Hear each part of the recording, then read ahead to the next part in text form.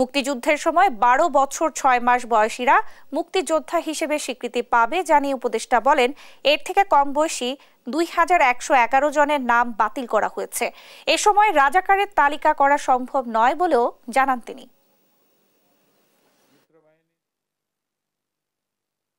12 বছর 6 মাস নির্ধারণ করা হয়েছিল। এর নিচে যে সমস্ত মুক্তিযোদ্ধা, যে সমস্ত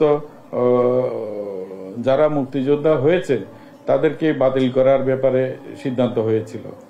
বহু অভিযোগ আছে যে মুক্তিযোদ্ধা না হয়েও এখানে মুক্তিযোদ্ধা হিসাবে তারা তালিকাভুক্ত হয়েছে, গেজেটভুক্ত হয়েছে এবং সুবিধাদি গ্রহণ করছে। তো আমার দৃষ্টিতে এটা একটা জাতির সাথে প্রতারণা। এটা ছোটখাটো অপরাধ নয়, অনেক বড় অপরাধ।